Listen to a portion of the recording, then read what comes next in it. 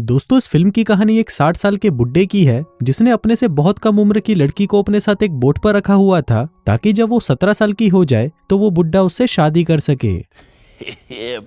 तो कहानी शुरू होती है और हम देखते हैं समुद्र में एक बड़ा सा बोट तैर रहा होता है जिस पर सिर्फ 2 ही लोग रहा करते थे, एक 60 साल का बुड्ढा आदमी चंपक चाचा और उसके साथ एक 16 साल की लड़की चिंकी। हमें बताया जाता है कि चिंकी जब 6 साल की थी वो तब से ही चंपक चाचा के साथ इस बोट पर रह रही थी और पिछले 10 सालों से उसने कभी भी बाहर की दुनिया देखी ही नहीं थी। उसके लिए तो चंपक चाचा ही सब कुछ था और वहीं चंपक चाचा भी उसका बहुत अच्छे से ख्याल रखता था। फिर हम देखते हैं कि चंपक चाचा की बोट पर हमेशा टूरिस्ट फिशिंग करने आया करते थे। तभी उनमें से एक की नजर चिंकी पर पड़ती है और वो उसके साथ छेड़छाड़ करना शुरू कर देता है। अब चिंकी को तो इस सब बातों के बारे में कुछ पता नहीं था, इसलिए वो उसे कुछ नहीं कहती।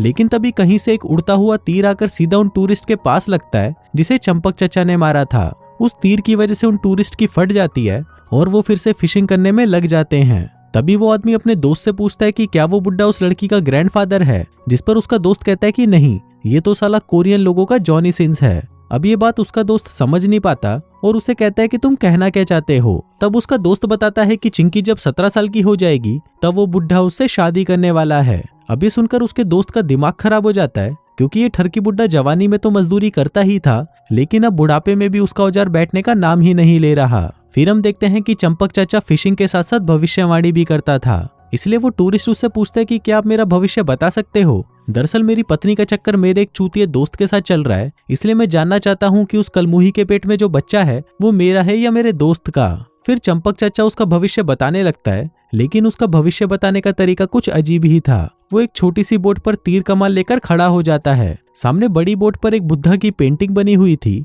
और उसके ठीक सामने एक झूला लटका हुआ था जिस पर चिंकी जाकर झूलने लगती है। इसी दौरान चंपक चाचा लगातार 3 तीर चलाता है जो कि सीधा बुद्धा की पेंटिंग में जाकर लगता है। वहीं वो टूरिस्ट भी ये सब देख रहा होता है और ये देखकर उसकी फट जाती है, क्योंकि अगर उस बुड्ढे का निशाना जरा सा भी चूक जाता तो वो तीर सीधा जाकर चिंकी को चीर कर निकल जाता। लेकिन चिंकी को चंपक चाचा पर पूरा भरोसा था। इसके बाद चिंकी चंपक चाचा के कान में कुछ कहती है और चंपक चाचा वही बात उस टूरिस्ट के कान में जाकर बोल देता है। अभी सुनकर वो टूरिस्ट निराश हो जाता है क्योंकि उसे चंपक चाचा ने ये बताया था कि उसकी पत्नी के पेट में बच्चा उसके दोस्त का ही है। फिर अगले सीन में हम चंपक चाचा को देखते हैं जो कि हर रोज गुजरते हुए दिनों के साथ कैलेंडर में अपने शादी के दिन गिनने लगता है। वो काफी खुश था क्योंकि अगले महीने की 12 तारीख को चिंकी 17 साल की होने वाली थी और उसके बाद वो उससे शादी करके उसके खेत में मजदूरी करने वाला था। इसके लिए वो अपनी छोटी नाव में सवार होकर बाजार से शादी के कपड़े भी खरीद कर ले आया था, लेकिन उसने चिंकी को ये सब नहीं दिखाया और सारा सामान एक अलमारी में छुपा कर रख दिया।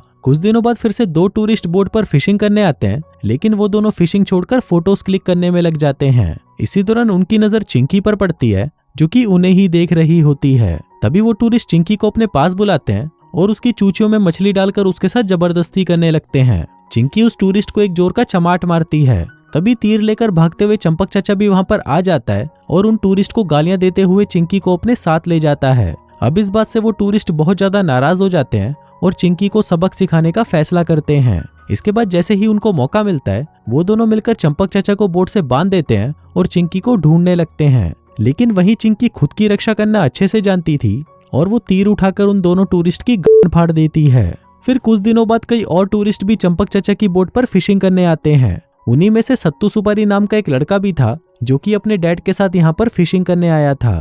तभी हम देखते हैं कि चिंकी को पहली नजर में ही सत्तू सुपारी से प्यार हो जाता है, लेकिन ये बात चंपक चाचा को जरा भी पसंद नहीं आती। फिर चिंकी सत्तू सुपारी के पास जाती है जो कि हेडफोन्स लगाकर टोनी कक्कड़ के गाने सुनने में बिजी था। तभी चिंकी उसके पास आती है और उससे वो हेडफोन्स लेकर खुद उन घटिया गानों को सुनने लगती है। इसी दौरान सत्तू सुपारी उससे उसके बारे में पूछने लगता है, लेकिन चिंकी को कुछ भी सुनाई नहीं दे रहा था। तभी उन दोनों को साथ में देखकर चंपक चाचा वहां पर आता है और चिंकी को अपने साथ ले जाता है। फिर उसी रात बोट पर टहलते हुए सत्तू सुपारी की नजर चिंकी पर पड़ती है जिसे चंपक चाचा अपने हाथों से नहला रहा था। तभी चिंकी भी सत्तू सुपारी को देख लेती है और मुस्कुराने लगती है। फिर अगली सुबह फिशिंग के दौरान सत्तू सुपारी अपने बाप से चिंकी के बारे में पूछता है। तब उसका बाप उसे बताता है कि चिंकी जब 6 साल की थी तब चंपक चाचा उसे अपने साथ इस बोट पर ले आया था और अब उसके 17 साल के होने पर वो उससे शादी भी करने वाला है। अब चिंकी के बारे में ये जानकर सत्तू सुपारी को बहुत बुरा लगता है। इसके बाद उसका बाप चंपक चाचा को उसका भविष्य बताने को कहता है। फिर चंपक चाचा भी पहले की तरह बुद्धा की पेंटिंग पर तीर चलाकर सत्तू सुपारी के बाप को उसका भविष्य बता देता है। लेकिन जिस तरह से चंपक चाचा चिंकी का इस्तेमाल कर रहा था उसे देखकर सत्तू सुपारी को उस पर बहुत गुस्सा आता है, लेकिन वो बेचारा भी कुछ कर नहीं सकता था। फिर वहां से जाते हुए सत्तू सुपारी चिंकी को अपना वॉकमैन और हेडफोन देकर जाता है। फिर हम देखते हैं कि सत्तू सुपारी से मिलने के बाद चिंकी अब बदल चुकी थी। अब वो चंपक चाचा के लौटने पर पहले की तरह एक्साइटेड नहीं रहती थी, बल्कि वो तो पूरे दिन हेडफोन में सिर्फ टोनी कक्कड़ के गाने सुनती रहती थी। तभी ये देखकर चंपक चाचा गुस्से में चिंकी का हेडफोन पानी में फेंक देता है। फिर रात में जब वो चिंकी को नहलाने की कोशिश करता है तो चिंकी उसे नहलाने नहीं देती। फिर चिंकी को मनाने के लिए चंपक चाचा उसके लिए हार लेकर आता है, लेकिन चिंकी उस हार को उसके सामने ही तोड़कर फेंक देती है। अगले दिन चिंकी एक टूरिस्ट के पास जाकर बैठ जाती है। दरअसल वो चंपक चाचा को जलाना चाहती थी और होता भी वैसा ही है। अब ऐसे ही कुछ दिन बीत जाते हैं और एक दिन सत्तू सुपारी फिर से चिंकी से मिलने आता है, जिसको देखकर चिंकी बहुत खुश हो जाती है क्योंकि अब उससे उसे टूरू लव हो चुका था। फिर सत्तू सुपारी चिंकी को एक डमरू गिफ्ट में देता है। अब चिंकी और सत्तू सुपारी की बढ़ती नजदीकियों को देखकर चंपक चाचा गुस्सा हो जाता है और उसे लगने लगता है कि अगर सत्तू सुपारी ज्यादा दिनों तक इस बोट पर रहा तो वो कभी भी चिंकी से शादी नहीं कर पाएगा। इसी वजह से जब सत्तू सुपारी चिंकी के साथ एंजॉय कर रहा होता है तभी उसे डराने के लिए चंपक चाचा उसके सामने एक तीर मारता है, लेकिन तभी चिंकी गुस्से में आकर उस तीर को तोड़कर फेंक देती है। रात को चिंकी और चंपक चाचा एक साथ एक ही बेड पर सोया करते थे, लेकिन उस रात चिंकी अपने बेड पर नहीं होती।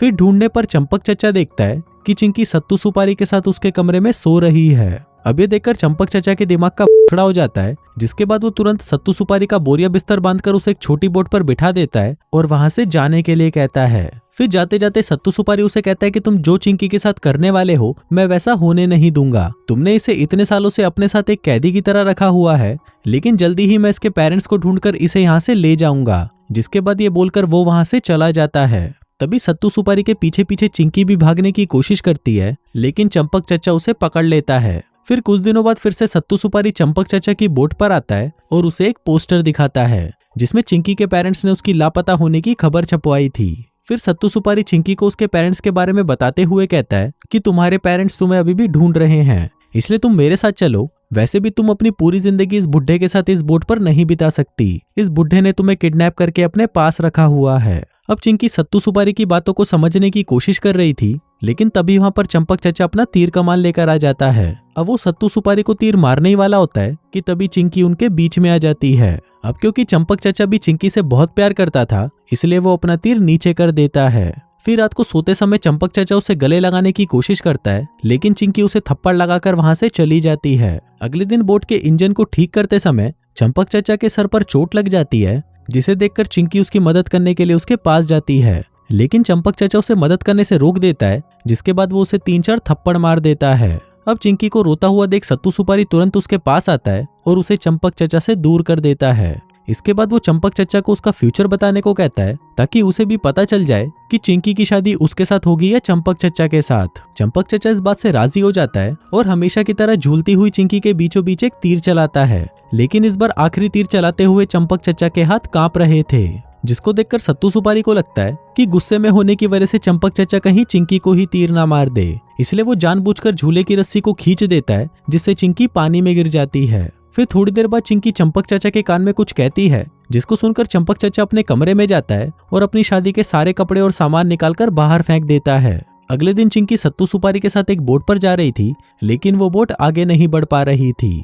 तभी चिंकी की नजर बोट से बंधी एक रस्सी पर पड़ती है, जिसके आखिरी हिस्से को चंपक चाचा ने अपने गले में डाला हुआ था। चंपक चाचा खुदकुशी करना चाहता था, क्योंकि चिंकी के अलावा उसका इस दुनिया में और कोई नहीं था, और वहीं चिंकी भी उसे अकेला छोड़कर वहां से जा रही थी। तभी चिंकी को भी ये बात समझ आ जाती है, जिसके बाद वो दोनों एक दूसरे को हक करके रोने लगते हैं। वहीं सत्तू सुपारी भी ये सब देख रहा था, लेकिन उसे कुछ समझ नहीं आता कि इस बुड्ढे में आखिर ऐसा क्या है जो इतनी पटाखा लड़की इसका बम्बू अपने तंबू में लेना चाहती है। फिर कुछ देर बाद चंपक चाचा और चिंकी एक दूसरे को शादी के कपड़े पहनाते हैं और फिर सत्तू सुपारी के सामने ही एक दूसरे से शादी कर लेते हैं। इसके बाद वो दोनों एक छोटी सी बोट पर चढ़ते हैं और वहां से कुछ दूर आगे चले जाते हैं। अब गचागच करने से पहले चंपक चाचा माहौल बनाने के लिए म्यूजिक बजाता है, जिसको सुनते ही चिंकी को नींद आ जाती है। फिर चिंकी के सो जाने के बाद चंपक चाचा आसमान की तरफ देखकर एक तीर चलाता है और फिर पानी में कूदकर अपनी जान दे देता है। तभी उसके बाद वो छोटी बोट अपने आप ही उस बड़ी बोट के पास चली जाती है, जहां सत्तू सुपारी उसके आने का इंतजार कर रहा होता है।